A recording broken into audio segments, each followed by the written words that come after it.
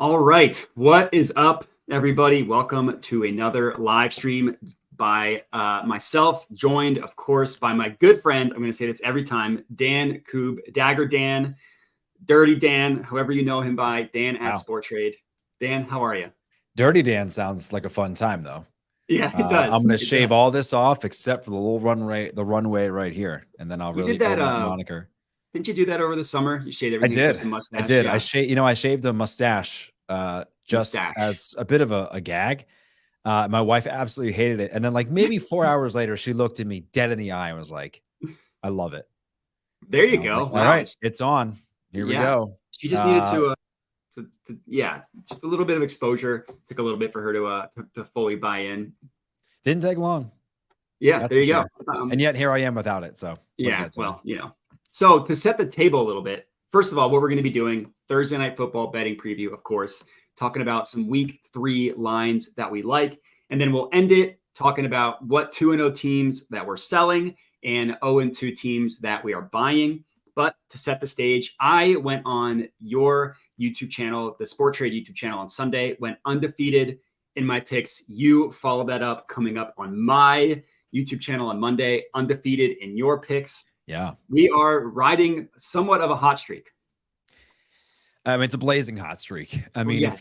This is like us riding on Rainbow Road unopposed right now. We're just absolutely crushing it. And look, again, I say this every time. I'm not a tout. I'm never going to sit here and tell you that I'm amazing because there's going to be highs and lows. Right now, we're incredibly high. And King F and Dash, we're going to get this money again tonight. Yes, that we are. New member, King F and Dash. Appreciate you. Yeah, it's do you find yourself a little bit nervous that you have to follow up such a impressive showing? No? No. Look, you're built. People are built for this. Prime is built to turn around terrible college football programs, and I'm built to go on live streams and hand out picks that may or may not win. So equally as impervious to results. I'm process oriented. There you go. I love it. I mean, Billy guys, we always trust the process. Always. Mr. Mechanical. I like the name. What is up? As you can see on the screen here, first of all, Thursday Night Football, we got 49ers versus Giants. It's going to be a very exciting game with the Giants, 10.5 point dogs. If you want to get them at 10.5, best offered on Sporttrade at -111. And I got to say, I didn't put up the odds via Sporttrade because because you're joining me and you work for Sporttrade. They're actually just the best odds. That wasn't even done on purpose. They just happen to be the best odds for what the prices are for what the -10.5 and +10.5. I mean, if you're a price sensitive bettor, I don't know why you wouldn't use it. And yes, they do pay me, but it's the truth. Like if you want to make your money go as far as it possibly can, if you want to win more when you win and lose less when you lose, then you have to price shop. And if you're going to price shop more often than not, if you're in Jersey or Colorado, you're going to end up at Sporttrade. So sign up, use promo code MODI. So my guy gets a little credit here. And let's get rolling. Yeah, let's do it. Speaking of the sign up, I do have a buddy that just moved to Colorado. Got him to sign up for Sporttrade. Use the promo code. Nice. Very good. So as we see on the screen here, we got the 49ers -10.5. We got the Giants +10.5. Starting with the spread, do you have a play that you like specifically with the spread? No, I don't. Okay. All right. Next question. I just, like there is value, right? However, for a couple of reasons, I don't like the Giants tonight, and it's not just because Saquon Barkley's out; it's because their left tackle Andrew Thomas is out. Their left guard is also out. We'll get into some of the reasons why I like the under here in a second. Short week, they weren't home. Now there have been examples in NFL history. This is anecdotal that teams that have stayed out on a particular coast stay there. They come together and they play well 3 days later. This does not strike me as a team that is capable of doing that. So. It's a high number. I'm staying away from it. The implied score here at last check. Let's see, I have it down here. Like 27-17. I don't know how they get to 17 points. So I'm fair question. Yeah, that's fair. I am actually opposite of you. I do have a play on the spread. I don't have a play on the total. I'm riding with the 49ers. They're, as you mentioned, they're at home. I'm not necessarily expecting this to be 40-0 like week 1 was with the Cowboys versus Giants, but we have seen very recently an example of what the Giants are like when they're overmatched, specifically among the offensive line. No Saquon, no Andrew Thomas, as you mentioned. Their left guard is out as well. I don't necessarily want to touch the total because if it is 40-0 again, that is the under with the 49ers scoring 40 points. So I'm sitting that one out. I am taking the points here. I do like the 49ers to cover. I just think that's going to be a game where, like, if the Giants don't pass midfield, I would not be surprised at all. Like, the 49ers they're one of the 2-0 teams that look very much worthy of being 2-0. They looked phenomenal through 2 weeks. And even last week, like, the Rams had a very successful first half on offense, and then the 49ers pretty much shut them down in the second half. So I'm on the 49ers. I'm not touching the total. Sounds like you're on the under and you're not touching the spread. Yeah. And if you like the Niners to really blow them out tonight, I think Niners minus 13.5 had a pretty significant market edge. Last time I looked at unabated, I have to look it up again just to be sure. In fact, why don't I? And then I'll tell you how I feel about the under tonight. Okay. Let's see. Yeah. Yep. Still exists. So if you want to go Niners, like I said, minus 13, there was some good market edge there. Last check, it's plus 120. So a couple points off, but there you have it. Yeah. So for the under, posted total here, 43.5. It's minus 111 at Sporttrade. It's opened at 46.5 last week, down to 43.5. Yeah. So a lot of movement to the under, and I still like it. Okay. The value, I mean, hey, look, if you got it at 46.5, that's great. But this is a Thursday last minute show, right? So odds are you're not getting a ton of value. But I still think with that implied score, we mentioned the guys who were out. Brandon Ayuk is now out, just came out about 15 minutes ago or something like that. Brandon Ayuk is out with a shoulder injury. Probably less Christian McCaffrey tonight as well. Kyle Shanahan came out either this morning or last night and said, hey, we got to do a better job of rotating our backs. Elijah Mitchell had literally 0 snaps in week 2, and Christian McCaffrey played all, I think, 56 snaps. So that's not going to happen again tonight. 4 days later, they're going to get that group rolling a little bit. So maybe some less dynamism out of the backfield. The concern for me, though, Matt, is actually out of the Giants defense. So I couldn't believe this. So look this up. According to Pro Football Reference, the Giants have pressured quarterbacks on just 19% of dropbacks. The league average is 25%, but they're blitzing on 42% of all defensive snaps. It's a bad combination. Terrible combination. That's the third highest in the league. Only the Pats and the Vikings, who are batshit crazy with Brian Flores, are blitzing more often. So they can't get to the quarterback, and they can't get to the quarterback when they blitz. They have 0 sacks through 2 games. They're also allowing the 7th most yards on the ground, despite playing the Cardinals last week. So the Niners are going to score points. I don't think the Giants will. So I like the under 43.5 at minus 111. Curious for your thoughts. Yeah, if I had to choose a side, I would have taken the under because I mean, if the Giants team total is 17.5, I didn't. That's not something that I looked up prior to this game. Like, I would be all over that their team total going under, unless you're worried about like some garbage time. But I just think that so I guess it's 16.5 if you want to get it. That the highest number, minus 120 is the under. That's at BetMGM. I just think this is one of those years, and you see it a lot with teams that came up short the previous year, where they just look like they're on a mission, especially at the beginning of the year. Like, I felt that way about the Bills last year. They had that brutal loss to the Chiefs the year prior, and they came out and were just gangbusters the first couple of weeks, just blowing the snot out of teams, which I could see the same thing with the 49ers. And like a pancake schedule definitely helps that. So I just can't, I'm with you. I can't see a scenario in which the Giants are able to score a ton in this game, unless it's like garbage time or Daniel Jones just running around like a chicken with his head cut off or something like that. It feels like an Isaiah Hodgins, like 4th quarter, 2-minute touchdown kind of night. Yeah. I mean, Monday night I had Saints minus 3.5 up by 10, garbage time touchdown for the Panthers. You and me both. Yeah. You and me both. And someone was like, if you took minus 3.5, you deserve that. And it's like, well, I got better odds. So, it's a give and take. In terms of player props, if you're ready to move on. So just a quick note here about the Giants money line. Sure. This may sound counterintuitive, but it's plus 478 right now on Sporttrade. That's an 8.7% edge. That's a lot on the market. I'll say it again for the price sensitive shoppers out there. 8.7. That's huge. That converts to about a 17% chance of the Giants winning the game. So you can get that for $17 a share on Sporttrade, or bet however much you want. Reason being, because of the in-game model we have at Sporttrade, if the Giants go out and kick a field goal, that's going to go up. You could trade out of that for profit right away and then hop back on the Niners at a suppressed price. So that's really the only big difference. The Ayuk news not really making a big difference in pricing, honestly. Some of the odd screens were lighting up with very small changes, but hasn't really moved much there. Yeah, that makes sense. Yeah, I mean, like Ayuk is really good. The 49ers have 3 other weapons that can just pick up the slack. So I'm not surprised that didn't move the market that much. So moving on to player props, I have 2 anytime touchdowns. Now we're working on the graphics. Don't judge. It looks a little janky. It's not my editor's. It's not my graphic designer's fault. It's my fault. But our first anytime touchdown pick of the day. This is directly related to talking about Brandon Ayuk being out. Is George Kittle. Ayuk leads the team both in red zone targets, and he's caught the only 2 red zone touchdowns. Of course, the 49ers are always a threat to run, so that's obviously a concern, but you're not getting any type of value on CMC or Debo, so I just stayed away from them.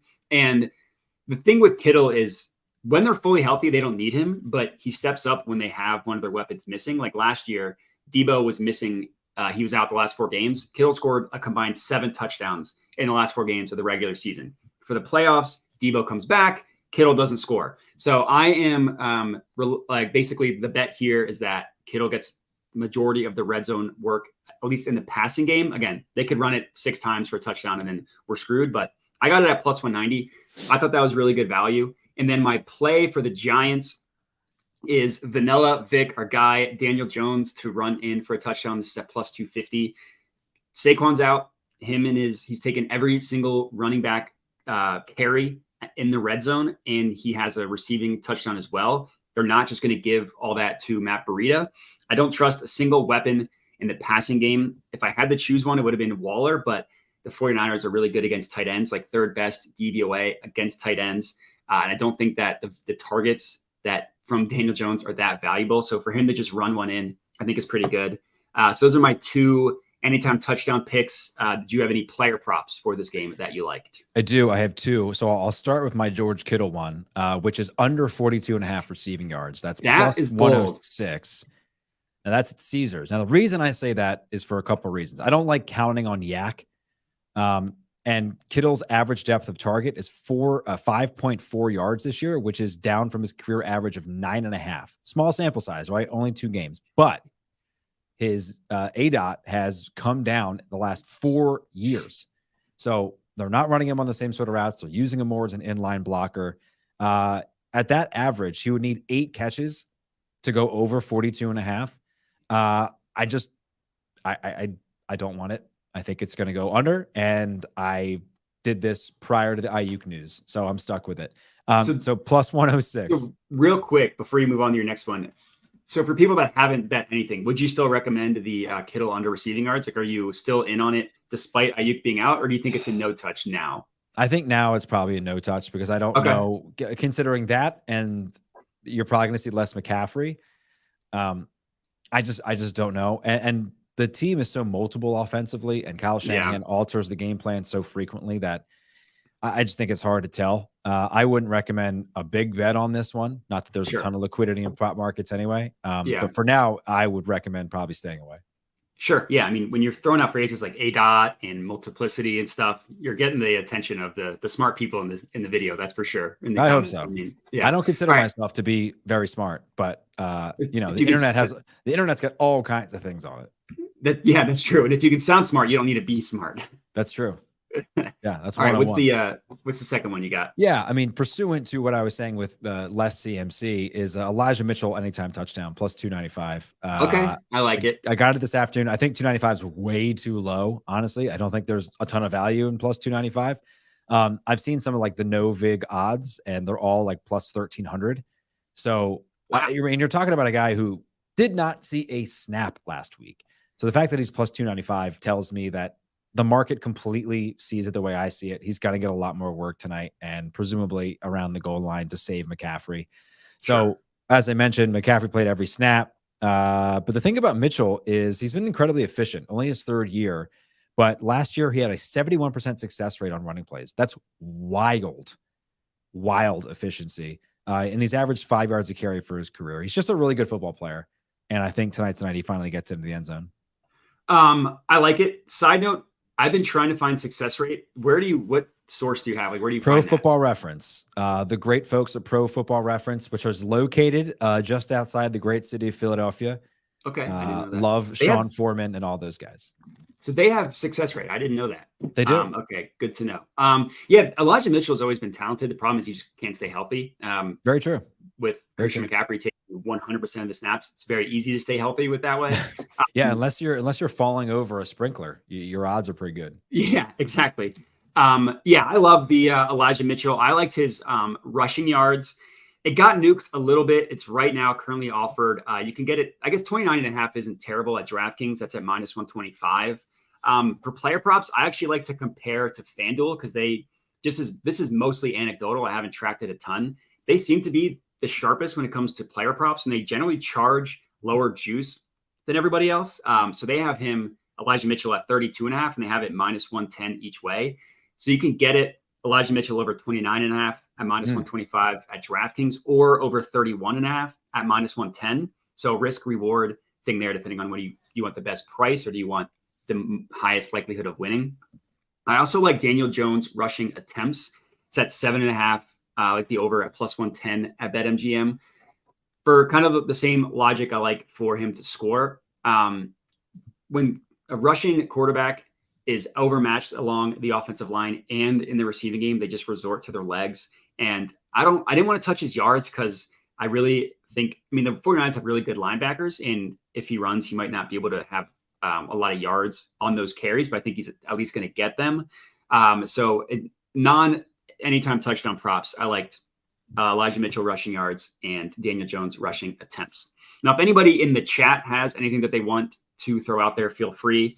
Until then, we will move on to week 3, Sunday, week 3, non-Thursday night football, unless you have anything else that you wanted to talk about for this game specifically. No, I think that's it.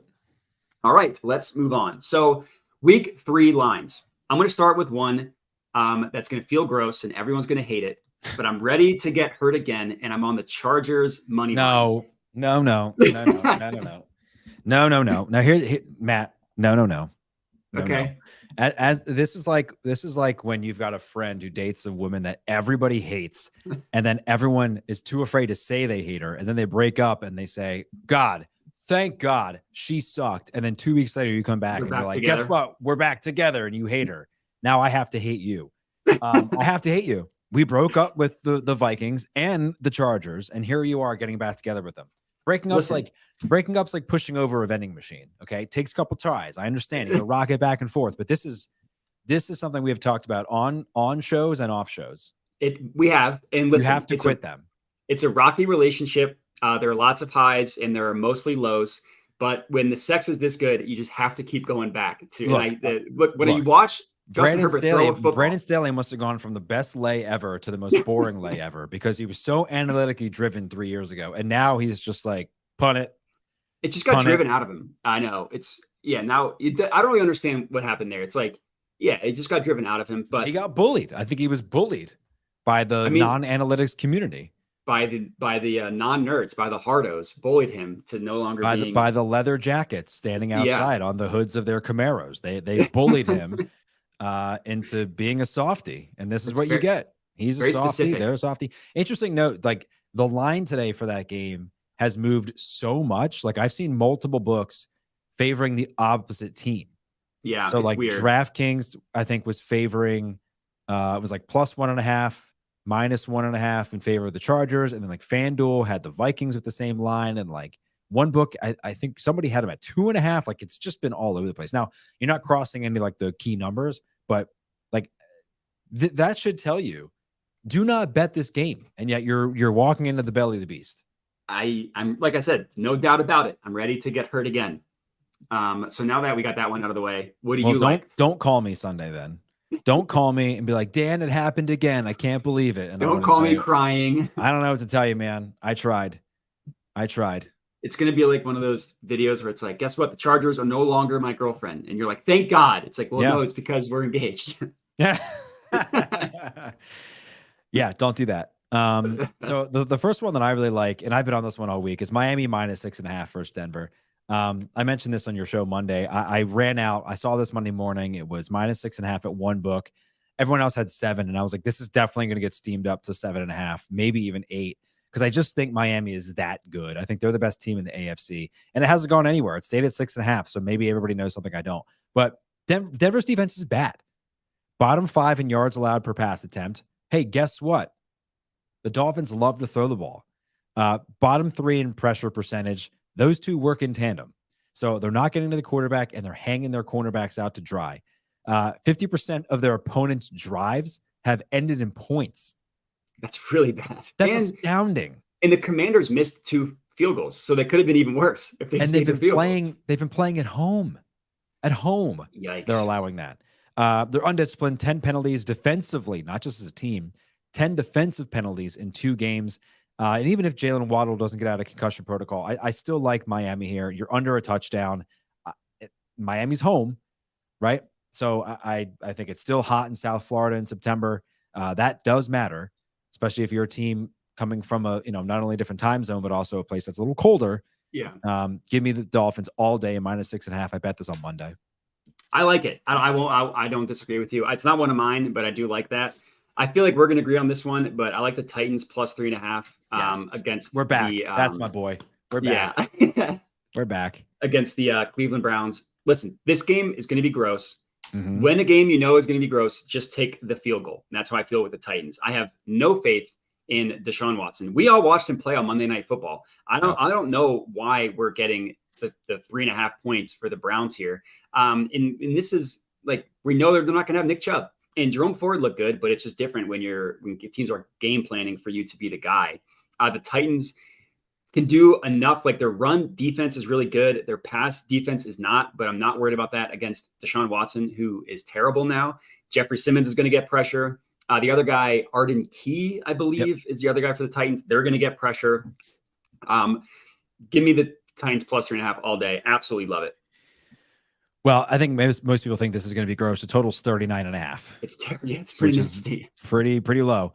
Titans allowing 2.5 yards per rush this year on 50 carries. So again, small sample size, but it's 25 carries a game. It's really good. Offensively, of course, they're a basketball team that forces their tempo, forces their will. They play low possession football games. They want to hold the TOP. So, and Amari Cooper's hurt. Amari Cooper gutted it out Monday night, but he's got a groin injury, a lingering soft tissue injury. Yeah. And now he's playing on a short week. There's no Nick Chubb, and against a stout run defense. And a quarterback that you mentioned hasn't been playing very well. So you're going to give me 3 plus the hook. I'm all over Tennessee. It's the 3rd straight week I'm on the Titans.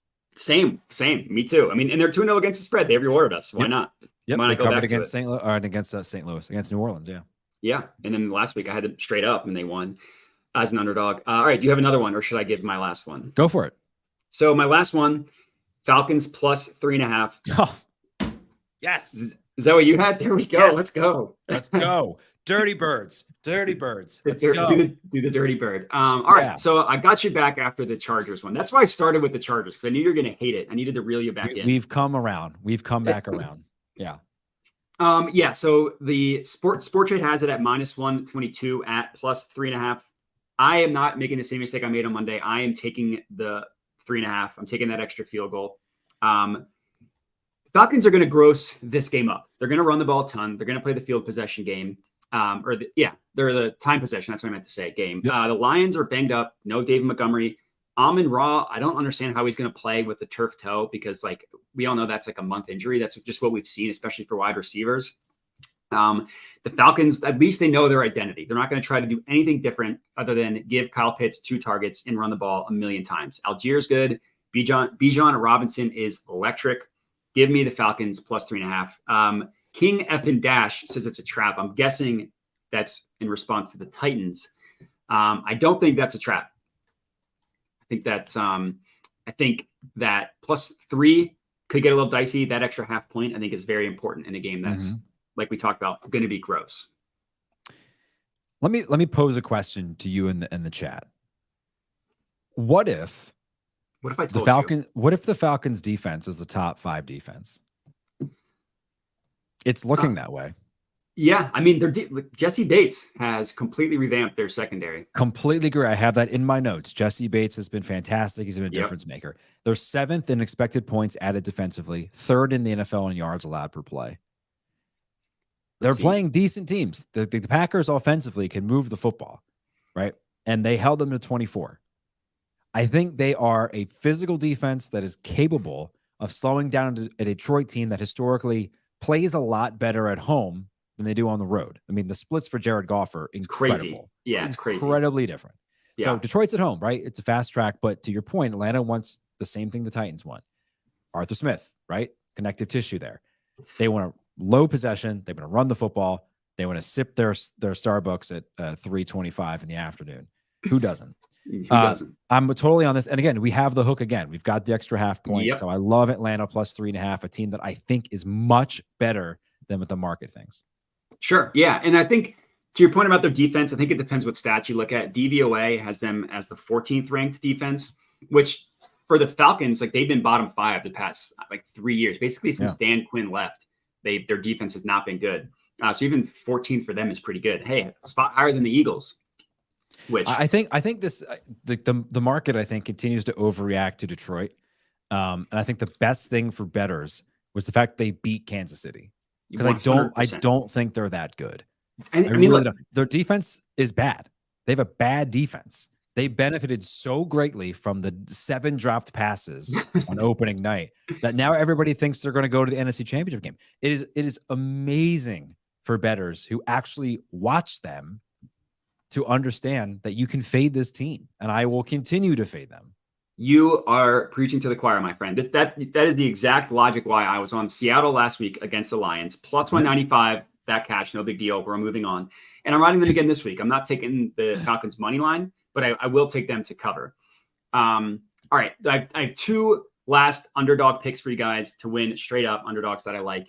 The Rams straight up against the Bengals. I think the logic makes a lot of sense. It's not a hard power. Let's go. It's not a hard sell. Now I got it at plus 160 on Monday before any news about Burrow had come out. That's gotten nuked to, I think it's like plus, right now it's at plus 138 on Sporttrade. That's still, I would still take it at plus 138. Even if Burrow plays, we've seen him hobbled. That offense has not looked good. And then I think, other one, not to cut you off. No, go for it. We do a market, a line movement show on Tuesdays. I want to say that opened. I'm trying to find it. I want to say that opened at like the Rams were plus 300. It really? I want to say that. I'm trying to look back. Let me look it up real quick. But I think it was like something that ridiculous. You mean like opened on the money line once the results of week 2 had finished, or like opened when they? Wow, I wish I had caught that. I wish I had caught that. Don't we all? Yeah. Hold on. Oh, our prints don't go back that far. Okay. I could be wrong. I could have sworn it was like something that ridiculous. No, I mean, people just still buying the Bengals and they're still selling the Rams. My next underdog pick, I'm curious what you think about this. Now, this has moved aggressively in my favor, which makes me feel good. Why are the Eagles getting 5 points against Tampa Bay in Tampa Bay on Monday night? Todd Bowles, good defensive coordinator. They've got shredded by Mac Jones and Kirk Cousins. Baker Mayfield has been fine. Like, I don't think he's remarkably worse than either of those two. I got the Bucks money line at plus 245. They're now best offered at plus 190. So I'll take the W there just on CLV alone. But just curious, because that's a Monday night one. What do you think about that? I spent a long time today getting the Bucks plus 5. I agree. I think they're a professional veteran team. Yeah. Baker doesn't have to be great. He just has to be so-so. I think they're a lot better than people gave them credit for. Defensively, they're really stout. Offensively, Mike Evans has been amazing. Their offensive line's okay, but Rachaad White has had an incredibly inefficient game and then an incredibly efficient game. So I think he lies somewhere in the middle there. But they can do stuff offensively, and defensively, they're very professional going against an Eagles team that offensively clearly has not figured it out. Now, this is all, opinion based. I don't have any stats for all this stuff, but if you're going to give me 5 points for the home team, I can't disagree with you. Yeah. All right. Do you have anything else for week 3 lines, or shall we move on? No, we can head forward.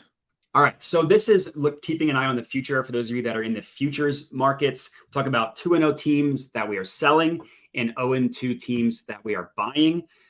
Starting with the 2-0 teams, there's a decent amount of teams that are 2-0. I'm just going to rattle them off real quick, and then you can tell me what you think. Dolphins, Ravens, Commanders, Saints, Falcons, Cowboys, Eagles, 49ers, Tampa Bay Buccaneers. a lot of teams that were not expected to be good are currently sitting at 2-0. So what do you think? So the 2-0 team I'm selling, I'm going to stick in the, a lot of people would go to the NFC South. You look at a lot of those teams, but I'm actually going to go in the NFC East. I think the Commanders are frauds. They beat a bad Cardinals team, and they absolutely escaped Denver after a gigantic collapse. Their schedule, pretty brutal. They get the Bills this week, Eagles next weekend. Eric Bieniemy probably should be a head coach, and maybe he becomes one at the end of the season. Maybe in Washington, because Ron Rivera is probably going to get fired. Yeah. There's a path, I think, to 7-10, 8-9, but they're not a playoff team, so I'm selling them. Yeah, that's fair. I agree with you. The team that I am selling is the Saints. Derek Carr looks terrible, and they're not going to be blessed to play the Titans and the Panthers. They do have an easy schedule, so that is part of it. They have one of the easiest schedules. Yeah, they do. Which is their only saving grace. He looks awful. He looks terrible, and that's going to come up with them or come up to bite them. I would take the Falcons over the Saints. I agree. I don't like Ritter, but I mean, and maybe their offense changes when Kendre Miller comes back and when Kamara comes back. But at 2-0, I thought they got too much love preseason. The 2-0 start only makes that even worse. So they're my number one team that I'm fading after a 2-0 start. Yep, I'm with you. Now, but I didn't give you this assignment, but just curious, are there any 2-0 teams, aside from the obvious ones like the Eagles, Cowboys, and 49ers, that you think is real, that you think is legit? I think the Buccaneers are okay. Yeah, I think they're pretty good. I think again, they play in a bad division. They could go 10-7 and make the playoffs. They could. They could win the division. I talked about the Falcons, the Bucs. I forgot about them in the South. They could easily win that division. Yeah. All right. And then this one's more fun. You could probably get some value here. 0-2 teams that you are buying. So the teams that are currently 0-2 are the Bears and the Cardinals and then the Vikings, the Chargers, who Dan loves. Yeah. The Broncos, Texans, and Bengals. Now, one of those teams is not like the others in the Bengals, but just curious, do you have an 0-2 team that you're looking to buy? I think this team's actually pretty good. I think the New England Patriots are pretty good. Oh, I forgot to say the Patriots. I totally agree. I mean, how about this to start your season? Eagles, Dolphins, Cowboys. That's brutal. I mean, that's brutal. Yeah. But the seas are about to part, my friend. They go Saints, Raiders, Bills, Dolphins, Commanders, Colts, Giants, Chargers, Steelers. And they have the Jets this week. I don't know if you mentioned that. Yes, Jets this week. Right. Yeah. So there's a path to 8-5 right there in front of them. 7-6. There's a path for them to be right in the mix as we get into the last 4 weeks of the season. I think their defense is outstanding. Obviously, like Mac Jones is Mac Jones, but that defense is going to keep them in so many games. I mean, they were in the Miami game at the end there. And of course, what they did to the Eagles was confounding. So I think they're very good. I think they're going to be in it. I agree with you. And I think that we need to have some sort of rule talking about that Patriots-Dolphins game. If the offensive lineman makes a sick play and it's questionable whether the call should stand or not, I think it should just stand. Like that was one of the most. Let the fatties get it. Like let the fatties get their due. I was an offensive lineman. I was a fat boy. Like let the fat boys eat. You got to let us eat. You have to. You have to. And that was watching that live. It was like the Leo DiCaprio meme. I was just like pointing at the TV. It was one of the most exciting things. Oh no. It was one of the most exciting things I saw live. They should have given it to him. Yeah. Look, once a fatty, always a fatty. I love the big boys when they get involved. Yeah, it's fun. I mean, yeah, it's fun. I mean, I'll never forget that the kick return. Dan Connolly, I think Patriots like 14 years ago. That was awesome. The up back, of course. Yeah. I'm still taking the Bengals. I know I'm taking them to lose this week, but they did this last year. They started 0-2. Everyone was wondering what was wrong with the Bengals, and they figured it out. The calf issue for Burrow is new. He was not coming off. He was not coming off of an injury last year. So I think if you want to make the argument that's what's different, I think that's fair. But there's too much talent on that team. Like I think their defensive coordinator is really good. I think their offensive line has more talent, and they figured it out last year. I think they're going to figure it out again. So when they lose to the Rams this week, I would be willing to buy the Bengals. So one thing that I found pretty alarming was, I don't know if you listened to Bet the Process, but Kevin Clark was on with those guys, and he was talking about how Joe Burrow told him that it takes him a long time for his vision to come back. Not literally like his ability to see, but his ability to recognize, digest coverages. And he said it takes him a lot of practice reps and some game reps, and that's why they continuously start slow. He's still not practicing. So that is a concern. People will say, hey, we missed his, the preseason again. And I get it. Like, he had the appendectomy last year, but he's still not practicing. And he's playing in games, but he's going through limited. He's not getting reps. So I don't really know if he's going to get better. And this could end up being like a season from hell for the Bengals. I'm not saying you're wrong. I'm saying I'm not touching them in the futures market. I got to see it first. I think that's fair. And you're right. I mean, like, every year there's a team that's a Super Bowl contender that has a bad year. Could easily be this year. Like, my prediction was Bills preseason. It could easily be the Bengals. When your quarterback misses the entire preseason with a calf injury, then re-aggravates it in week 2, that's definitely scary. And another team that they're not 0-2 that I feel like people are talking about, they're concerned about the Chiefs offense. They're going to figure it out. I have no concerns about Andy Reid and Patrick Mahomes figuring it out. It wasn't, again, on the list because they're 1-1, but 2 not great offensive games from the Chiefs. They also have a new offensive coordinator, so kind of going through the same issues it seems as though the Eagles are going through. Chiefs are going to figure it out. If you're able to get a good price on the Chiefs in the futures market, I have full confidence that Andy Reid and Patrick Mahomes will figure it out. I'm going to look up what they are in the Sporttrade futures market right now, actually, to win the chip. They're plus 656. So I'm not sure how that lines up with everybody else. I'm not sure preseason what they were. So in terms of the favorites, let's see. So we have, I'm guessing they're plus 656. The Niners are plus 602, and the Eagles are plus 793. Okay, so they're not being undervalued enough, I think, to make some real value there. Yeah.